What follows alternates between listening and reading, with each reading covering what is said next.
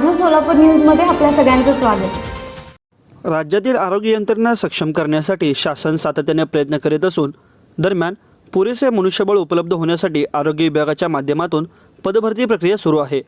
आरोग्य विभागामध्ये क व ड संवर्गातील 11,000 पदे भरण्यात येणार असून 1,750 डॉक्टरांची पदभरती प्रक्रिया सुरू आहे. त्यामुळे राज्यातील प्रत्येक आरोग्य केंद्र, शासकीय रुग्णालय या ठिकाणी पूर्ण क्षमतेने वैद्यकीय अधिकारी व कर्मचारी उपलब्ध होणार असून त्याचबरोबर राज्यातील प्रत्येक तालुक्यात डायलिसिस सेंटरची उभारणी केली जाणार असल्याची माहिती राज्याचे आरोग्यमंत्री प्राध्यापक तानाजी सावंत यांनी माध्यमांशी बोलताना सांगितली.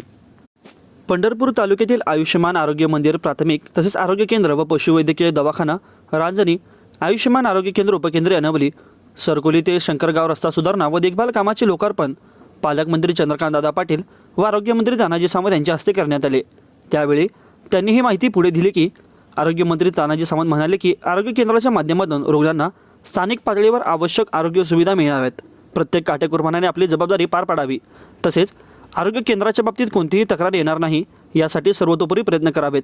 नागरिकांना आरोग्य केंद्रामध्ये तात्काळ व दर्जेदार आरोग्य सुविधा उपलब्ध व्हाव्यात. तसेच आरोग्य केंद्रातील साधन सामग्रीचा वापर व्हावा असे सांगितले गेले. आयुष्यमान भारत योजनेतर्फे प्रत्येक कुटुंबाला 5 लाख रुपयांपर्यंत उपचार सुविधा मिळू शकतो. तसेच आरोग्यावर होणारा खर्च उपचार घेणाऱ्या व्यक्तीला देण्याची गरज नाही. यासाठी प्रत्येक कुटुंबाने आयुष्य कार्ड काढावे असे आवाहनही त्यांनी केले.